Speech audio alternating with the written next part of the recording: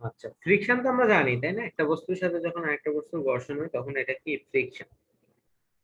ফ্রিকশনে যেটা হয়, ফ্রিকশন ফোর্সটা কোন দিকে কাজ করে, অ্যাপ্লাইড ফোর্সের বিপরীত দিকে কাজ করে, রিভার্সে কাজ করে, এটা আমরা জানি তাই না। ফ্রিকশন মানে হচ্ছে তুমি যেদিকে ফোর্স দিবে তার বিপরীত দিকে কাজ করে।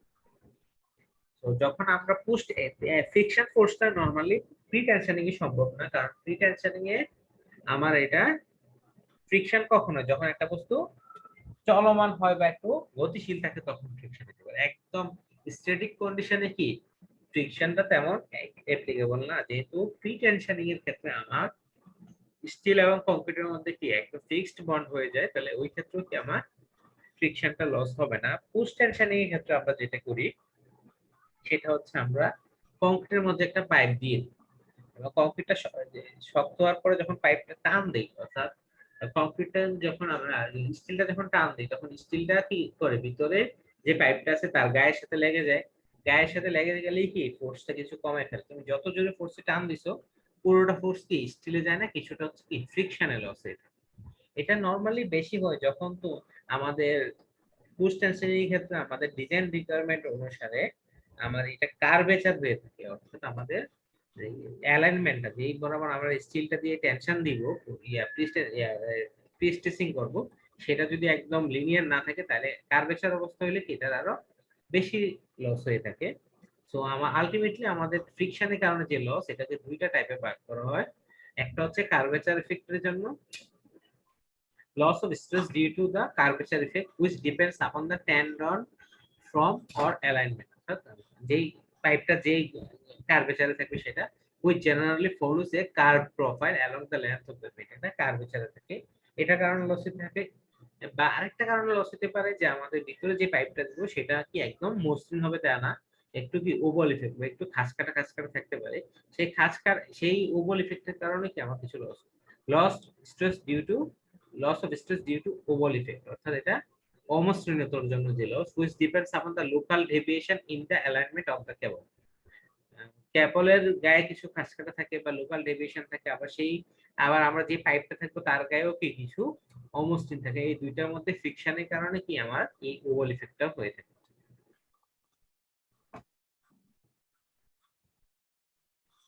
দেখো আমাদের এই ক্ষেত্রে আমরা সূত্র ডেরিভেশনে যাব না, যদি আমরা মনে করো আমাদের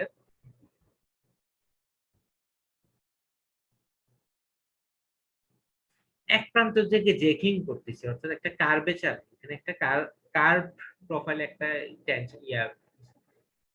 টেন্ডন আছে যেটা কি আমরা কি প্রিস্টেসিং করতেছি, এই কার্ভ প্রোফাইলকে যদি আমি জ্যাকিং ইন থেকে পি নট ফোর্স দেই, হ্যাঁ, জ্যাকিং ইন থেকে যদি পি নট ফোর্স দেই দেখা যায় যে আমার এক্স ডিস্টেন্স দূরত্বে যে ফোর্সটা, যখন পি নট ফোর্স দিছি এই ফোর্সটা কি হচ্ছে এই টানটা কোথায় আছে, পি নটটা আমি মেজার করতেছি স্টিলে, বাট স্টিলটা কি আমার কন্টিনিউয়াসলি কি আমার এটা ইয়ের সাথে লাগে আছে, কংক্রিটের সাথে লাগে আছে, তাহলে কি কংক্রিটের সাথে ফ্রিকশনের কারণে একটা কার্ভেচার এফেক্টের কারণে কিছু লস হচ্ছে, আর একটা হচ্ছে ওভাল ইফেক্টের কারণে কিছু লস হচ্ছে।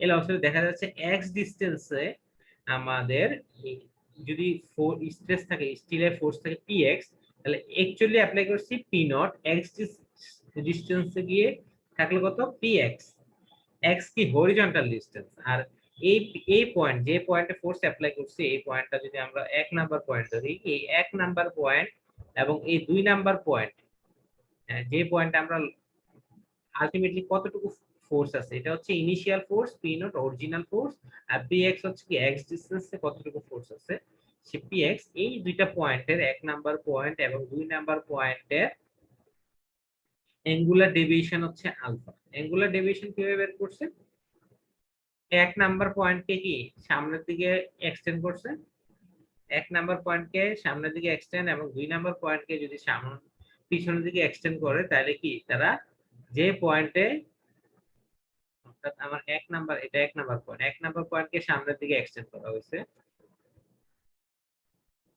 এবং দুই নাম্বার যে পয়েন্ট আমি ক্যালকুলেট করব সেই পয়েন্টকে কি পিছনের দিকে করা হয়েছে, স্পর্শক আঁকা হয়েছে। দুইটা স্পর্শক আঁকা হলে এদের মধ্যবর্তী যে কোণটা সেটা হচ্ছে কি তোমার অ্যাঙ্গুলার ডেভিয়েশন, অর্থাৎ দুই নাম্বার পয়েন্ট থেকে পিছনের দিকে একটা স্পর্শক আঁকা হয়েছে, স্পর্শক তো সামনে পিছনে দুই দিকে, মানে পিছনে স্পর্শকটা এক নাম্বার পয়েন্ট এবং দুই নাম্বার পয়েন্টের স্পর্শকের মধ্যবর্তী কোণটা হচ্ছে অ্যাঙ্গুলার ডেভিয়েশন, যেটা হচ্ছে আলফা। তাহলে আমাদের টার্ম কয়টা শিখলাম দেখো। একটা পি নট হচ্ছে অরিজিনাল ফোর্স, পি এক্স হচ্ছে এক্স দূরত্বে ফোর্স, এক্স হচ্ছে হরিজন্টাল ডিসটেন্স, আর তোমার আলফা হচ্ছে অ্যাঙ্গুলার ডেভিয়েশন। দুইটা পয়েন্টের মধ্যে অ্যাঙ্গুলার কতটুকু ডেভিয়েশন হচ্ছে। আচ্ছা, আরেকটা টার্ম ছিল মিউ। একটা হচ্ছে মিউ হচ্ছে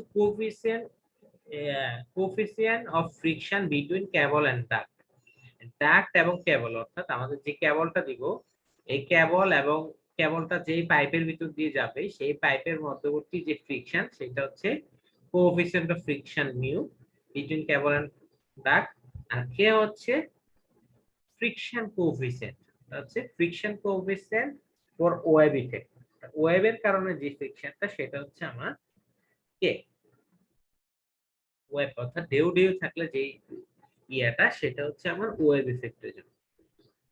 তো এই কন্ডিশন গুলো, এই টার্ম গুলো যদি আমরা মনে রাখি, তাহলে আর ই এর ভ্যালু হচ্ছে, এটা আমরা কনস্ট্যান্ট ভ্যালু 2.7183, এটা তোমরা আগে থেকে জানো। এই শর্তগুলা যদি তোমাদের মানা হয়,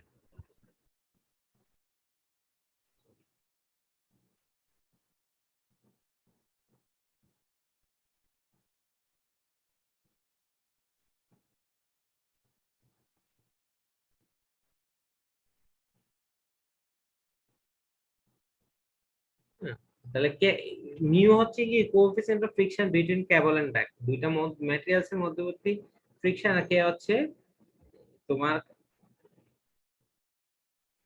ওয়েভ ইফেক্টের জন্য। ওকে, তাহলে এবং এই সূত্রটা, তাহলে পি এক্স এর ভ্যালু হবে P not E to the power minus mu alpha plus K x. এই সূত্রটা আমাদের মুখস্থ রাখতে হবে, যে আলটিমেটলি আমাদের পি এক্স এর ভ্যালু কত হবে, P not E to the power minus mu alpha plus K x.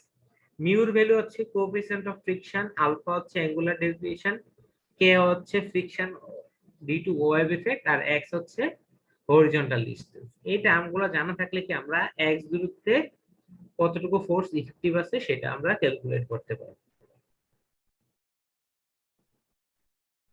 আমরা একটা প্রবলেমে যাই। A concrete beam 10 meter span 100 by 300 millimeter deep is placed by 3 cables। একটা একই কোশ্চেন যে আমাদের পারো, যে স্প্যান হচ্ছে 10 মিটার আর ডাইমেনশন হচ্ছে 100 by 300, তিনটা কেবল দ্বারা প্রিস্টেসিং করেছে। The area of each cable is 200 millimeter square and the initial stress in the cable is 1200 megapascal। তাহলে পি নট কত? পি নট হচ্ছে 200 ইনটু 1200 কে মাল্টিপ্লাই করলে কি পি নট পেয়ে যাবে। Cable one is parabolic with eccentricity 50 millimetre above the centre. এটা তোমাদের ওই যে কোশ্চেনটাতে, আগের কোশ্চেনটার মধ্যে। আমি যদি ড্র করি, কেবল ওয়ান হচ্ছে তোমার সেন্ট্রয়েডের 50 মিলিমিটার উপর থেকে শুরু হবে, নামে কি মাঝখানে কি 50 মিলিমিটার নিচে আসবে, তারপরে আবার কি 50 মিলিমিটার উপর উঠবে। আর কেবল টু হচ্ছে কি সেন্ট্রয়েড থেকে শুরু হবে, 50 মিলিমিটার নিচে দিয়ে যাবে। আর কেবল থ্রি হচ্ছে একদম স্ট্রেট 50 মিলিমিটার নিচে দিয়ে যাবে। তিনটা কেবল আছে। if the cables are tension from one end only, একটা প্রান্ত থেকে কি টেনশন করা হচ্ছে, অর্থাৎ জেকিংটা করা হয়েছে এক প্রান্ত থেকে, অর্থাৎ আরেক প্রান্তে আগেই কি মাথায় কিছু লাগাই দিয়া, অর্থাৎ এখানে অ্যাঙ্করিং করে অপর প্রান্ত থেকে টেনশন করা হচ্ছে। estimate the percentage loss of stress in each cable due to friction। assume mu এর ভ্যালু দেয়া আছে 0.35, k এর ভ্যালু দেয়া আছে 0.00015 পার মিটার। কোশ্চেনটা বুঝছি কিনা বলো।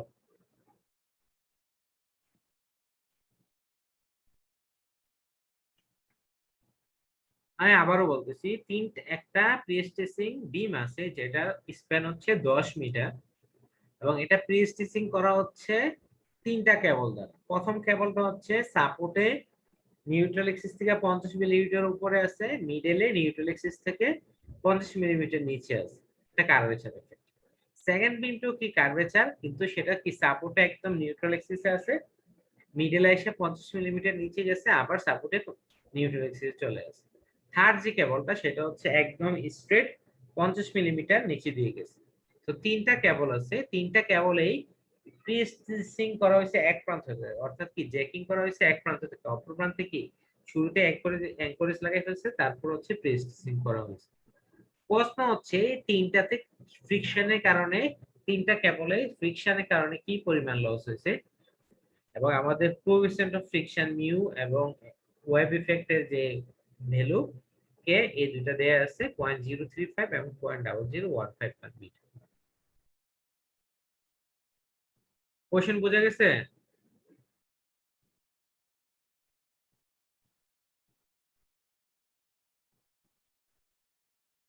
এই তামান্না কোশ্চেন বুঝছো?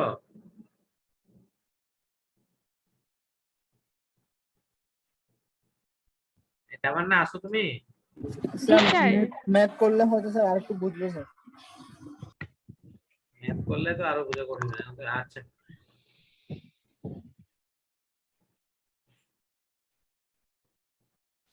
আমরা জানি ইকুয়েশন অফ প্যারাবোলা, গোলাগুলা দেখা যাচ্ছে স্যার, এটা বুঝলাম না স্যার, আমার কি নেটে প্রবলেম? এটা তো মোটামুটি পড়ে যাওয়ার কথা। সময় দাও দাও। ইকুয়েশন অফ এ প্যারাবোলা, আমরা প্যারাবোলার ইকুয়েশন এটা আগে থেকে জানি কি, আমরা y সমান 4e l² by 4e l² by x into l minus x, এটা আগে থেকে আমরা জানি প্যারাবোলার ইকুয়েশন। তো এই ইকুয়েশন আমরা এখন শর্তগুলো বসাবো, আমাদের যেহেতু দরকার অ্যাঙ্গুলার ভেরিয়েশন বাই স্লোপ। তো প্যারাবোলার ইকুয়েশনে যদি আমরা প্যারাবোলাকে থেকে আমাদের আলটিমেট দরকার হচ্ছে আলফার ভ্যালু। আলফার ভ্যালু হচ্ছে দুই প্রান্তের মাঝখানে স্লোপের পার্থক্য। তো স্লোপ বের করতে চাইলে আমাদের যেহেতু প্যারাবোলার ইকুয়েশন আছে, y in terms of y আছে, আমাদের স্লোপ বের করতে হলে কি করতে হবে, dy বাই dx যাইতে হবে। তাহলে আমরা যদি dy বাই dx করি, তাহলে এই ইকুয়েশনটা কি আসে, dy অর্থাৎ কি x এর সাপেক্ষে যদি ডিফারেন্সিয়েট করি, তাহলে আসে কত, 4e বাই l², এটা হচ্ছে কনস্ট্যান্ট। আর এখানে lx মাইনাস x² কে যদি আমরা ডিফারেন্সিয়েট করি l মাইনাস 2x, তাহলে আমরা তাহলে dy বাই dx এর যে ইকুয়েশন পাবো, এটাকে প্যারাবোলা ইকুয়েশনকে ডিফারেন্সিয়েট করে এই ইকুয়েশন আমরা যদি, আমাদের দুইটা প্রান্তে স্লোপের ভ্যালু দরকার, একটা হচ্ছে ইয়েতে তোমার কি সাপোর্টে, আর একটা হচ্ছে মিডল। বা যেহেতু আবার আমরা পুরোটা কেবলে, আমাদের দরকার হচ্ছে কি পুরোটা কেবলে লস বের করবো, যেহেতু এক প্রান্ত থেকে করা হচ্ছে, প্রিস্টিচিং করা হচ্ছে, অর্থাৎ আমাদের স্লোপ যদি পুরোটা কেবলে লস বের করি, একবার স্লোপ দরকার হচ্ছে এই জায়গায়, আরেকবার স্লোপ দরকার হচ্ছে এই জায়গায়। এই দুইটা জায়গায় যদি স্লোপ পাই, এই দুটোর মধ্যে ডিফারেন্সটাই হবে যে আলটিমেটলি আমাদের অ্যাঙ্গুলার ভেরিয়েশন বা আলফা। তো আমাদের যে এই যে প্যারাবোলাটা, এই প্যারাবোলার কার্ভের ইকুয়েশন হচ্ছে dy by dx, that is 4e l² into l minus 2x। একদম যখন x এর ভ্যালু 0, ফর কেবল 1 এর জন্য করতেছি, যখন x এর ভ্যালু 0, কেবল 1 এর আলটিমেট কত, কেবল 1 আলটিমেটলি কি 100 মিলিমিটার নিচে নামছে, তাই না? y এর সর্বোচ্চ ভ্যালু হচ্ছে 100।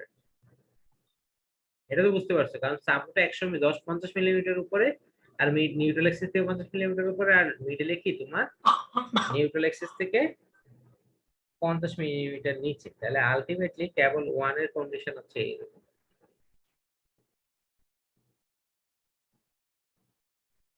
আমরা ফর স্লোপ এট ইন, যদি যখন স্লোপ এট ইন করি, যখন x এর ভ্যালু 0, যখন x এর ভ্যালু 0, তখন ইকুয়েশনটা কি আসবে, এই ইকুয়েশনে x এর জায়গায় 0 বসে দিব, তাই না? এই ইকুয়েশনে যদি x এর জায়গায় 0 বসে দিই, তাহলে আলটিমেটলি থাকতেছে কত, দেখো তো, 4e by l² into l minus 0, আবার l কাটা গেলে 4e by l। এটা হচ্ছে x এর ভ্যালু যখন 0, আবার যখন x এর ভ্যালু l, x এর ভ্যালু যখন l, তখন আলটিমেটলি স্লোপের ভ্যালু কত হবে, 4e by l² into l minus 12, তখন হবে কি মাইনাস 4e by l। তাহলে দুই প্রান্তে কি স্লোপের ভ্যালু সেম, এক জায়গায় হচ্ছে 4e by l, আরেক জায়গায় হচ্ছে যখন x এর ভ্যালু 0, স্লোপের ভ্যালু হচ্ছে 4e by l, আর যখন x এর ভ্যালু ও তোমার l, তখন স্লোপের ইকুয়েশন হচ্ছে -4e/l। যখন x এর ভ্যালু 0 তখন আমাদের অর্থাৎ এই প্রান্তে আমাদের স্লোপের ভ্যালু হচ্ছে 4e/l। তাহলে 4 সূত্রের 4 e ই হচ্ছে কত বলতো, ই হচ্ছে 100, হ্যাঁ, 4e/ সেন্টিমিটার বলছে, এল এর ভ্যালু হচ্ছে কত, 10,000 মিলিমিটারে করলে আমাদের এরকম, হ্যাঁ। ই এর ভ্যালু কত, টোটাল ইসেন্ট্রিসিটি হচ্ছে 100। এক নাম্বার কেবলের জন্য টোটাল ইসেন্ট্রিসিটি হচ্ছে 100 মিলিমিটার। তাহলে 4e ইন্টু 100, ই এর ভ্যালু 4 ইন্টু 100, আর এল এর ভ্যালু হচ্ছে 10 মিটার। 10 মিটার মানে কত, 10,000 মিলিমিটার। তাহলে 10 ইন্টু 1000। তাহলে আলটিমেটলি আমাদের স্লোপ এট ইন্ড 1 হচ্ছে 0.04, আর স্লোপ এট সেকেন্ড ইন্ড হবে কত, -0.04। এক প্রান্ত হচ্ছে 0.04, আরেক প্রান্ত হচ্ছে -0.04। তাহলে দুই প্রান্তের স্লোপের পার্থক্য কত হবে,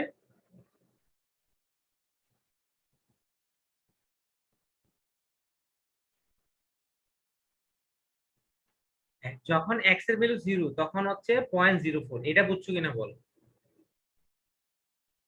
যখন x এর ভ্যালু 0 তখন স্লোপ এট ইন্ড হচ্ছে 0.04। আবার যখন x এর ভ্যালু হচ্ছে তোমার l তখন স্লোপের ইকুয়েশন হচ্ছে -4e/l। এই ইকুয়েশনেও কত, যেহেতু সেম জিনিস তাহলে এই ক্ষেত্রে -0.0।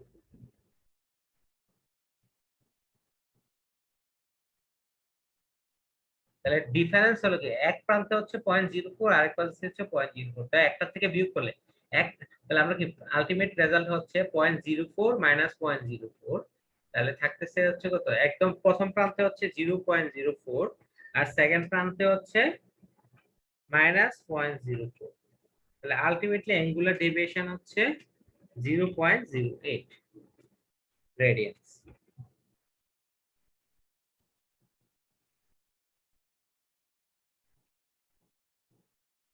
ওকে, বা আমরা এটা ইয়ে করতে পারি, এটা আমরা দুই প্রান্তে না করে যেহেতু ইয়া করতেছে আমরা এক প্রান্ত ধরে করতে পারি। যে আমি তোমাদের সুবিধার্থে এইটাই ধরে করলাম যে আমাদের এই লাইনটা লিখতে হবে না। মানে স্লোপ এট ইন্ড 1.04, স্লোপ এট ইন্ড 2 -0.04। তাহলে অ্যাঙ্গুলার ডেভিয়েশন হচ্ছে 0.04 -0.04, দ্যাট ইজ 0.08 রেডিয়ান। এটা হচ্ছে এক নাম্বার কেবলের কাজ শেষ। সেকেন্ড কেবল দেখো, সেকেন্ড কেবলের কন্ডিশন হচ্ছে এরকম যে আমার মাঝখানে দুই প্রান্তে নিউট্রাল এক্সিস আছে, মাঝখানে কত 50 মিলিমিটার কমে গেছে। আর তোমার ইয়ের ইকুয়েশন যেটা, স্লোপের যে ইকুয়েশন dy/dx, এটা তো আগের মতো আছে 4e/l। ওকে, যখন x = 0 তখন হচ্ছে 4e/l at x = 0। আর হচ্ছে dy/dx এর ভ্যালু হচ্ছে আমরা বের করছি dy/dx = -4e/l at x = l।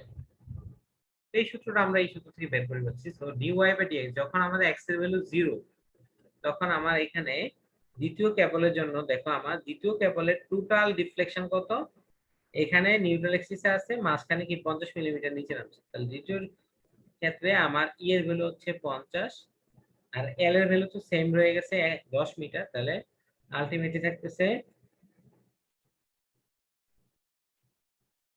4 into 50 ভাগ 10 মিটার, মানে 10 মানে কি 10,000। 10 1 2 3, তাহলে দেখা যাচ্ছে এটা আসতেছে 0.02।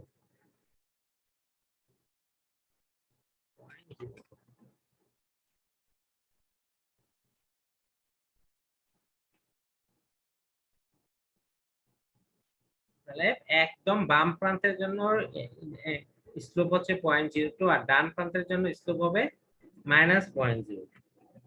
অ্যাঙ্গুলার ডেভিয়েশন হচ্ছে 0.02 মাইনাস 0.02, দ্যাটস কি 0.04 রেডিয়ান্স।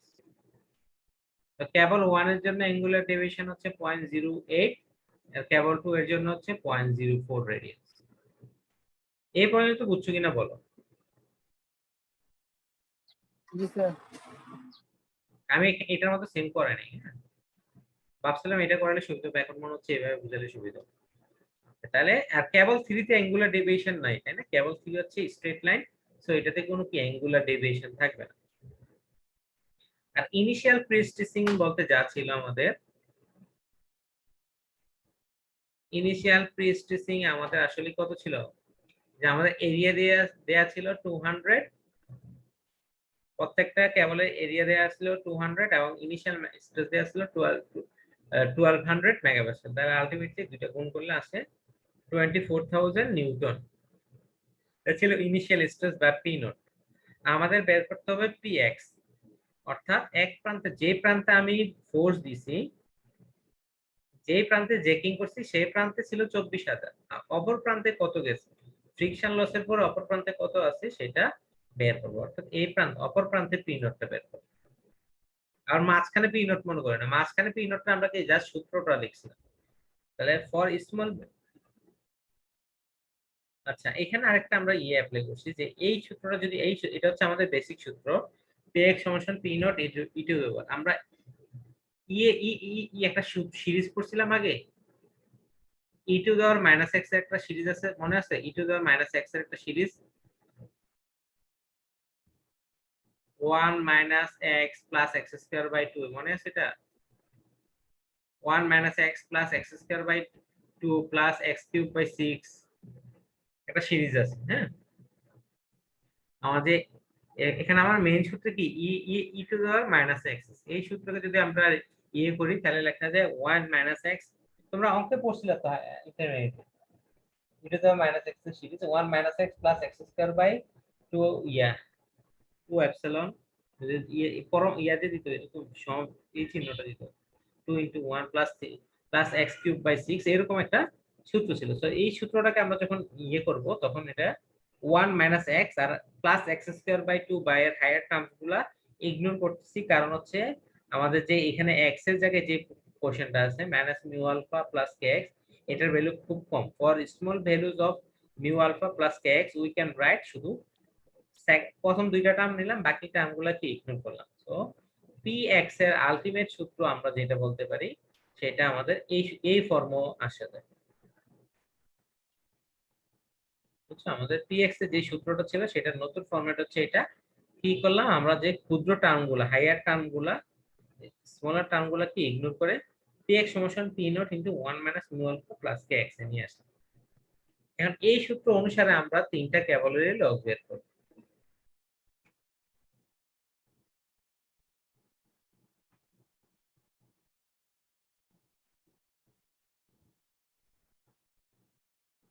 হ্যাঁ, লসেস অফ স্ট্রেস।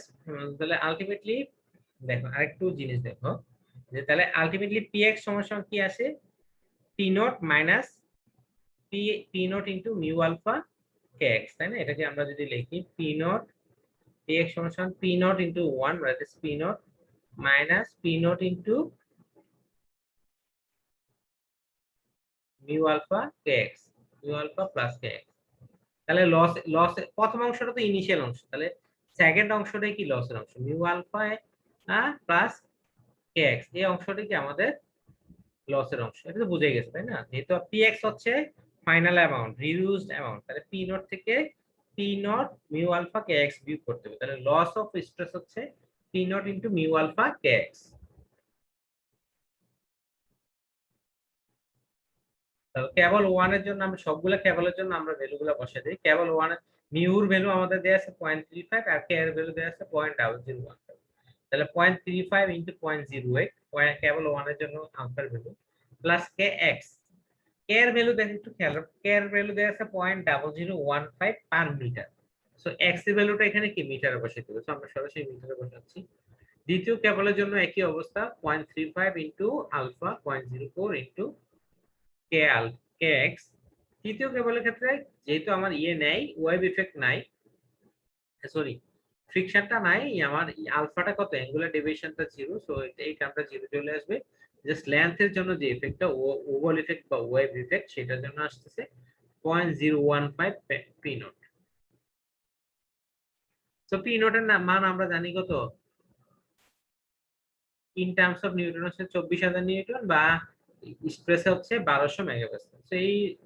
সেইগুলা কি কি জাস্ট পি নটের ভ্যালু বসে দিলে আমরা লস অফ স্ট্রেস পেয়ে যাবো।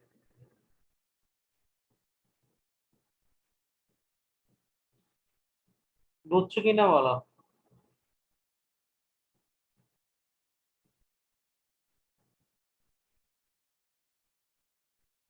না বুঝলে বলো।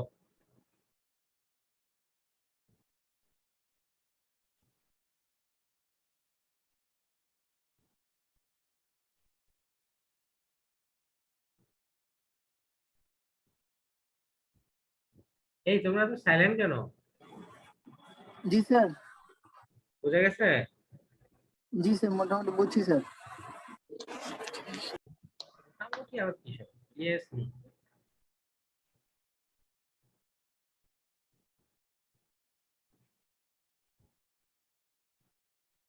এই জায়গাটা আমাকে বেশি এমফাসিস করতেছি না, এখানে যেহেতু 0.043 পি নট, তাহলে পি নটের জায়গায় 1200 বসে দিলে কি তোমার 51.6 আসবে। আবার এটাই যেহেতু লস, তাহলে লস কত, 4.34%। আবার এটাই যেহেতু লস, তাহলে লস কত, 2.9%। আবার এটাই যেহেতু লস, 1.5% লস। এটা ইয়ে হয়ে যায়।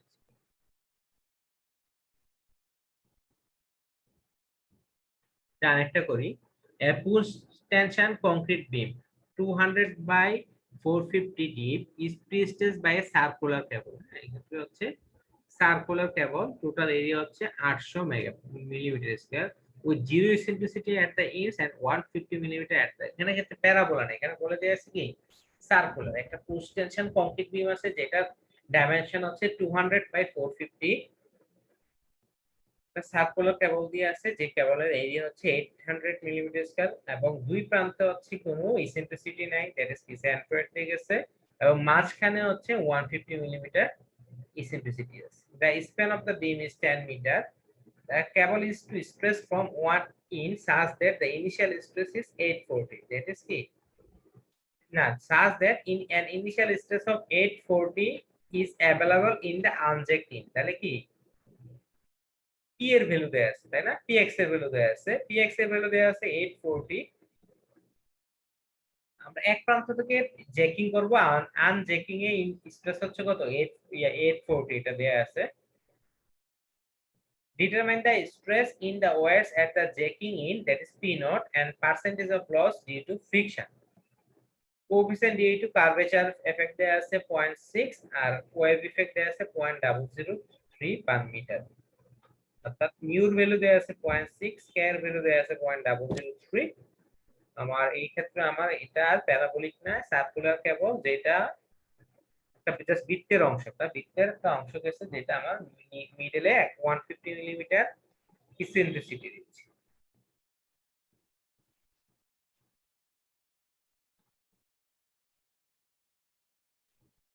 আচ্ছা, এটা আমি ইয়েতেই করি, এখানে এই নিয়ে না করলে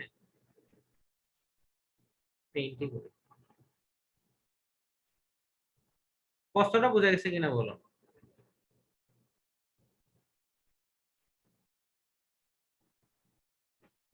আচ্ছা, কষ্টটা কপি করে নিয়ে যেতাম।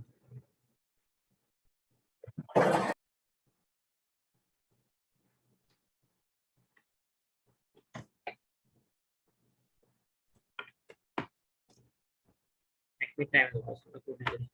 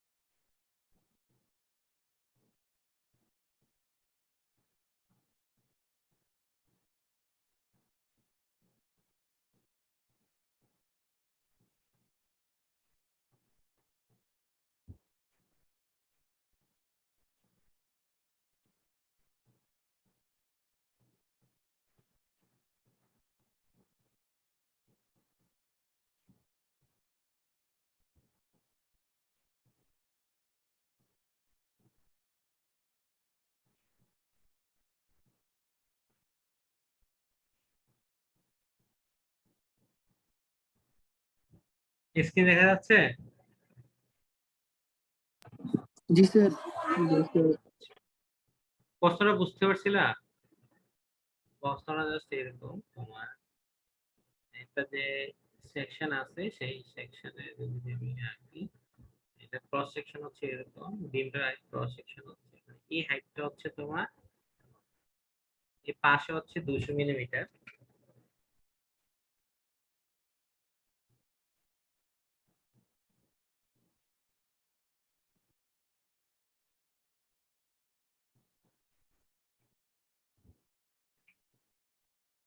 টু হান্ড্রেড, এই ডাইমেনশনটা হচ্ছে 200, আর এই ডাইমেনশনটা হচ্ছে 450।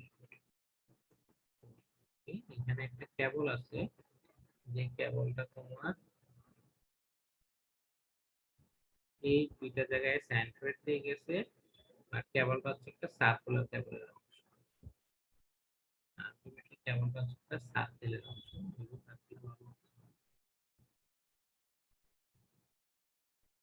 একটা বড় বৃত্ত, এটা কিন্তু সার্কেলের অংশ, আমার কিন্তু এখানে আঁকা ইয়ে হচ্ছে না, তোমরা ধরে নিবে এটা হচ্ছে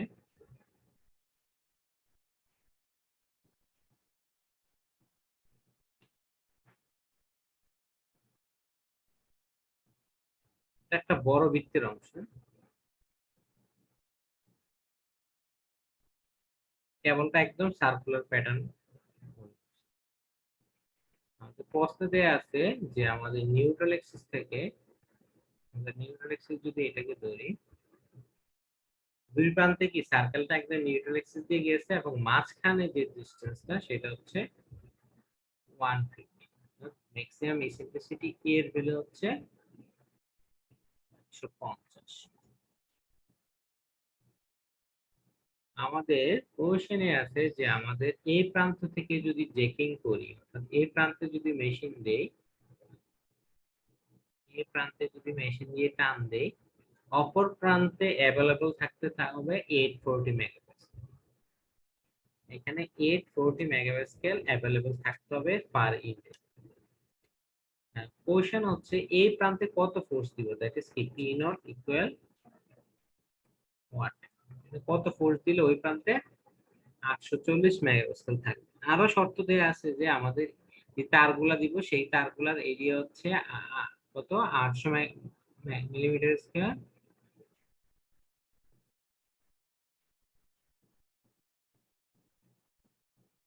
আর টোটাল স্প্যান যেটা সেটা হচ্ছে 10 মিটার। এক্স এর ভ্যালু হচ্ছে তোমার 10 মিটার।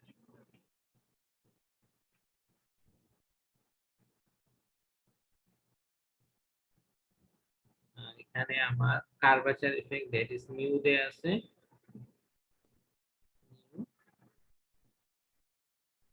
মিউ দেয়া আছে, আর এটা হচ্ছে কে দেয়া আছে।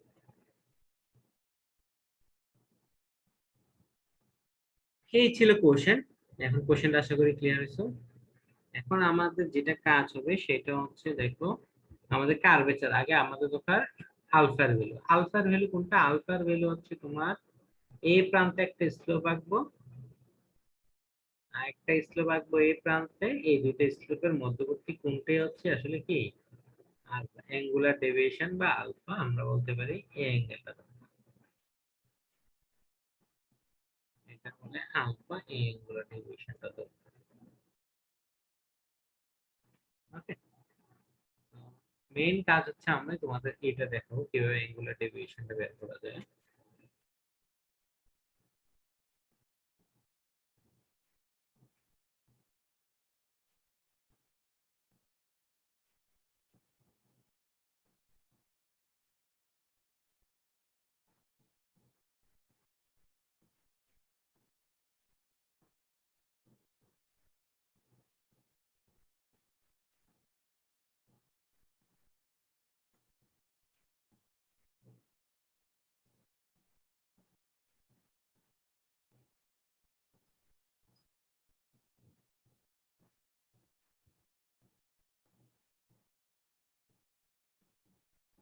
যেহেতু এটা একটা সার্কেল, তাহলে এটার একটা রেডিয়াস থাকবে। ধরে নিলে আমাদের রেডিয়াস হচ্ছে এটা, এই একটা বৃত্তের অংশ।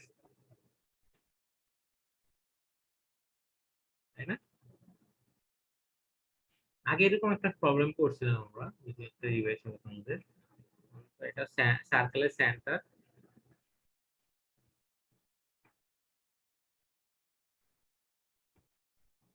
সেন্টার ও। তাহলে এই যে অংশটুকু,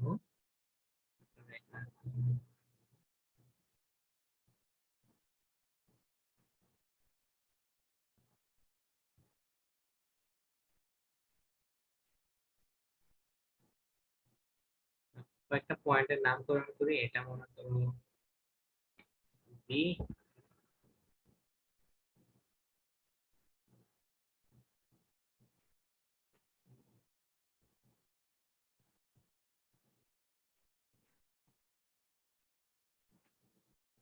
একজন আমাকে বলতো সিবি এর ভ্যালু কত। বিসি বা সিবি এর ভ্যালু হচ্ছে আমাদের, যেহেতু আমার টোটাল স্প্যান হচ্ছে 10 মিটার, তাহলে বিসি সমান সমান বিডি ইকুয়াল 5 মিটার। এটা নিয়ে কারো কোনো কনফিউশন নাই, 5.0 মিটার, তাই না?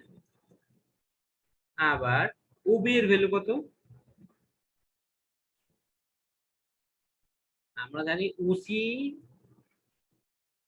ওসি সমান সমান রেডিয়াস যদি ধরি, আর ওসি সমান সমান যদি রেডিয়াস আর হয়ে থাকে, তাহলে ওবি এর ভ্যালু হবে, ওবি হবে আর মাইনাস, যেহেতু 150.015 মিটার। ওবিটা কি? আবার এদিকে এটাও রেডিয়াস, যেহেতু আমাদের এদিকে ইয়ে, এটাও কিন্তু রেডিয়াস, এটাও আর, এটা আমরা বুঝতে পারছি যে এটাও কিন্তু আর। টোটালটা যদি আর হয়ে থাকে এই লম্বা দেখার মতো, তাহলে আমার ওবিটা হবে কত? আর বি 0.015। তো আমরা ত্রিভুজ ওবিসি তে, ত্রিভুজ ওবিসি তে আমরা অ্যাপ্লাই করতে পারি। ত্রিভুজ ওবিসি তে আমরা লিখতে পারি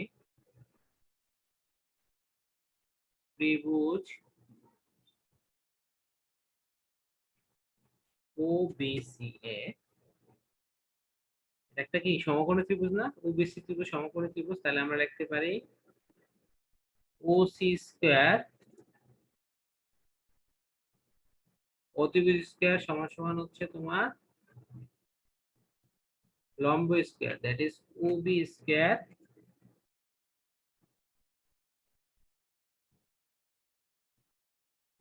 স্কয়ার প্লাস বিসি স্কয়ার। এই তিনটা ভ্যালুর মধ্যে ওসির ভ্যালু আমরা জানি আর, বা আর স্কয়ার ইকুয়াল, ওবি এর ভ্যালু জানি আমরা আর মাইনাস 0.015 স্কয়ার প্লাস বিসি এর ভ্যালু জানি আমরা 5। তো একটা ইকুয়েশন একটা আননোন, তাহলে এখান থেকে আমরা আর এর ভ্যালু পাবো। তো এই ইকুয়েশন থেকে আর এর ভ্যালু আসবে আমাদের 84। হ্যাঁ,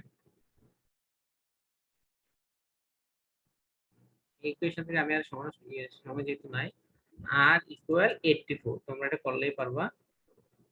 স্যার এখানে আর স্কয়ার হইলে আর এর দুটো ভ্যালু বের হবে না?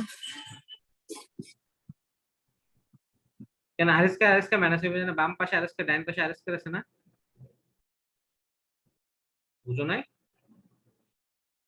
এখানে এখানে তো একটা আর স্কয়ার আছে, আর এই ক্ষেত্রে যখন a minus b whole square সূত্র করবা, এটা আর স্কয়ার আসবে, আর স্কয়ার তো মাইনাসে চলে যাবে, তাহলে 2 ইনটু r ইনটু 0.015, আর যেটা থাকে ওইটা থেকে আর এর ভ্যালু আসবে। হ্যাঁ, আর এর ভ্যালু একটা আসবে।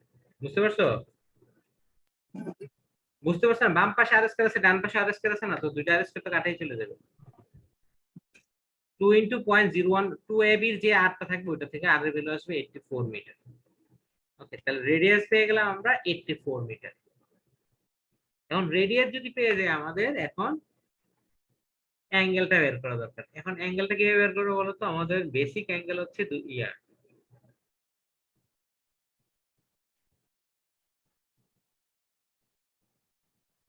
এই অ্যাঙ্গেলটা কিভাবে বের করবো?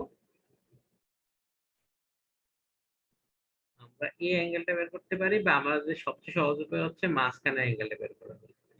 কারণ আমরা জানি এই অ্যাঙ্গেলটা এবং এই অ্যাঙ্গেলটা সমান হবে, এটা জানো? সরি, এই অ্যাঙ্গেলটা আর এই অ্যাঙ্গেলটা সমান হবে, এটা জানো না তোমরা? এটা যদি পি হয়, এই অ্যাঙ্গেলটা যদি পি হয়, মাঝখানে অ্যাঙ্গেলটা যদি পি হয়, এই অ্যাঙ্গেলটা কত হবে? পি। এটা জানো? এটা পড়াইছিলাম তো তোমাদের, একদিন বলছিলাম। কারণ হচ্ছে ত্রিভুজ চতুর্ভুজের, আমরা যদি একটা চতুর্ভুজ চিন্তা করি, চতুর্ভুজের চার কোণের সমষ্টি কত? 360 না? এটা মনে করো কে, এটা মনে করো কে না এন। তাহলে একটা চতুর্ভুজের চার কোণের সমষ্টি হচ্ছে কত? 360। হ্যাঁ, 360 এর মধ্যে আমাদের দুইটা ফিক্স, যে আমাদের এই দুইটা 90 90 180, যেহেতু স্পর্শক এটাও 90, স্পর্শক মানে কি 90 ডিগ্রি, এটাও 90 ডিগ্রি, আবার এটাও 90 ডিগ্রি, যেহেতু স্পর্শক। তো 90 90 180 চলে গেল, তাহলে থাকলো কত? বাকিটা 180। মানে কি অ্যাঙ্গেল ও কোণ আর এন কোণ মিলে কত? 180, যেহেতু এই দুইটা 90 90 চলে গেল। 90 ডিগ্রি, এটাও 90 ডিগ্রি, আর এটাও কি 90 ডিগ্রি।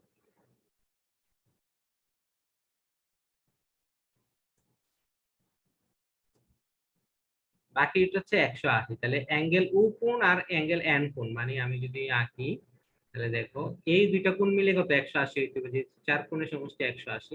এই কোণটা এবং এই কোণটা মিলে কত? 180। তাহলে এটা যদি পি হয়, এই অ্যাঙ্গেলটা যদি পি হয়, তাহলে এই অ্যাঙ্গেলটা কত? 180 মাইনাস পি। ওটা যদি পি হয়, এটা হচ্ছে কত? 180 মাইনাস পি। এটাতে কারো সমস্যা নাই, তাই না? 180 মাইনাস পি, দুইটা মিলে 180 ডিগ্রি। তাহলে এটা যদি 180 মাইনাস পি হয়, তাহলে এটা কত হবে? যেহেতু আবার এই দুইটা মিলে 180 ডিগ্রি, তোমার এই দুইটা মিলে 180 ডিগ্রি। হ্যাঁ, এটা যেহেতু স্ট্রেট লাইন 180 ডিগ্রি, তাহলে এই দুইটা মিলে যেহেতু 180 ডিগ্রি, এটা 180 মাইনাস পি হলে এটা কত হবে? পি হবে।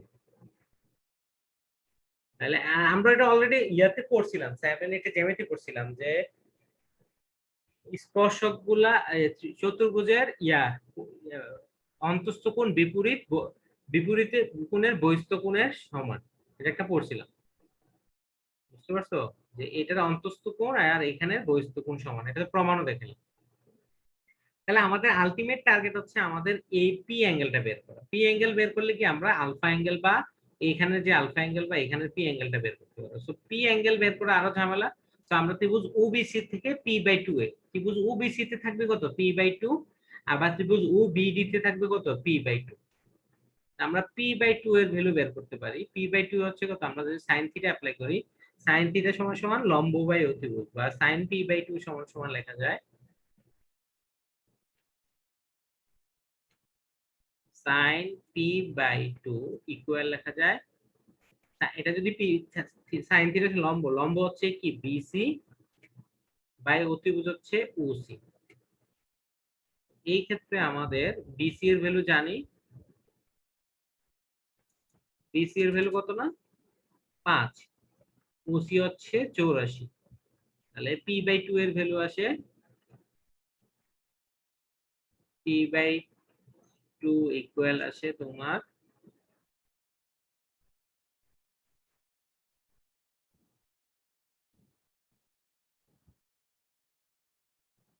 0.06 রেডিয়ান। তাহলে পি/2 আসছে 0.06 রেডিয়ান। তাহলে আলটিমেটলি আমাদের দরকার কত? পি। সুতরাং পি ইকুয়াল 0.12 রেডিয়ান, দ্বিগুণ। হ্যাঁ, আর ওই ত্রিভুজ নিয়ে কাজ করা দরকার নেই, কারণ ওটা সিমিলার ত্রিভুজ বুঝে যাচ্ছে, ওবিডি কি সিমিলার। তাহলে আলটিমেটলি পি বা আলফা বা অ্যাঙ্গুলার ডেভিয়েশন হচ্ছে আমাদের 0.12, আলফা হচ্ছে 0.1। এতটুকু বুঝে গেছে?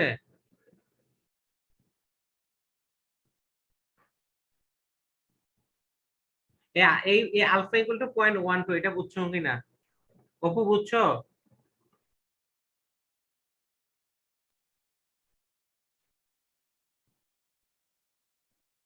Hello, sir.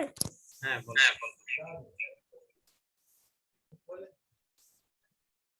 কথা বলো না কেন স্যার? জি স্যার। জি বুঝছো? স্যার। জি স্যার। তাহলে আলফার ভ্যালুটা বুঝে গেছে। আলফার ভ্যালু বুঝে গেলে আমাদের বাকি কাজ নাই, আমাদের মেইন শুরুতে চলে আসি। আমাদের আলফা ভ্যালু পাইছে, তাহলে আমাদের মেইন ইকুয়েশন ছিল P equal sorry, px equal p naught into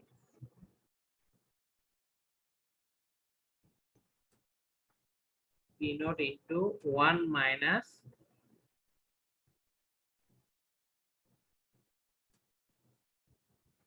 মিউটা ইয়া দিয়ে লিখি ইউ দিয়ে লিখি মিউ আলফা আলফা ইয়া দিয়ে লিখি মিউ আলফা প্লাস কে এক্স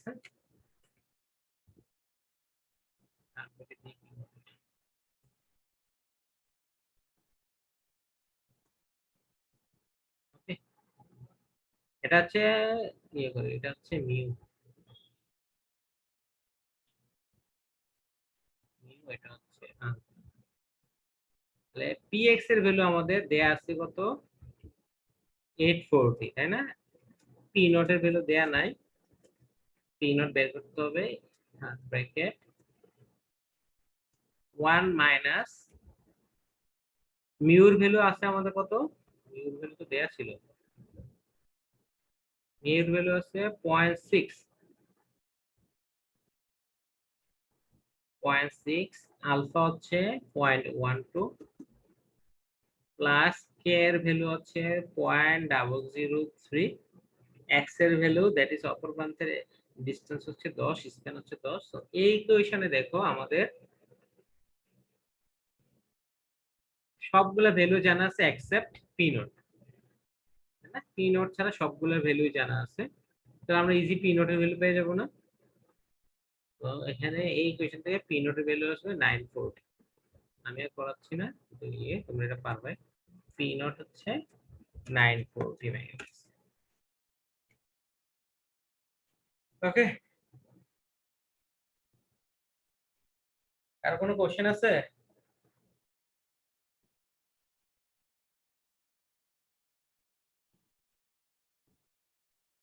না স্যার আচ্ছা ঠিক আছে আজকে এই পর্যন্তই আবার সোমবার দেখা হবে ওকে আল্লাহ হাফেজ স্যার হ্যাঁ বলো তো হ্যাঁ শুনতেছি সন্দীপ স্যার আমাদের ইমপ্রুভমেন্টটা স্যার কোন দিন এই- নিলে ভালো হয় স্যার? এটা তো তোমাদেরকে শুনতে বলতেছিলাম হ্যাঁ বলো তোমরা বলো স্যার 25 তারিখ দিন ওকে 25 তারিখ কখন স্যার 25 তারিখ কি বার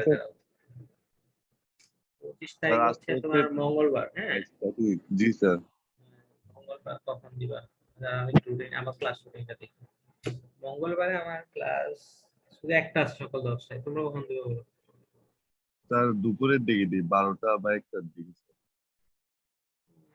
10টা তো 11:30 তো হ্যাঁ তাহলে আমার আচ্ছা স্যার 12টায় ধরে রাখি 12টায় জি স্যার আচ্ছা মঙ্গলবার 12টায় জি ওকে স্যার শোনো তোমরা সবাই যেহেতু আছে বলে ফেলি কোশ্চেন কয়টা হবে আমি তোমাদের শুধু মানে শুধু স্ক্রিনে দেখে থাকবা আমি তোমাদের গার্ড দিব না কিন্তু রেকর্ডিং রাখবো বুঝছো পরে রেকর্ডিং দেখবো কোশ্চেনে যা থাকবে তাই অ্যান্সার করতে হবে না 6টা থাক 6টা না এখানে 5টা কোশ্চেন থাকবে 4টা অ্যান্সার করবে স্যার ইমপ্রুভমেন্টে তো আমাদের অন্যান্য এক্সাম গুলো হয়েছে যে স্যার 2টা করে কোশ্চেন করছে স্যার বলে করছে স্যার যে যার যেটা 5টা কোশ্চেন থাকবে 4টা অ্যান্সার করবা 1.5 ঘন্টা সময় ঠিক আছে তাহলে 12টায় মঙ্গলবার 25 তারিখ 12টায় 5টা থেকে 4টা অ্যান্সার করবে আর স্যার আরেকটা স্যার জিনিস স্যার পোর্টাল আর রেকর্ডিং অবশ্যই অন করা থাকতে যায় হবে। স্যার না না এগুলোই তুমি আমি কোনোদিন এগুলো করি না ঠিক আছে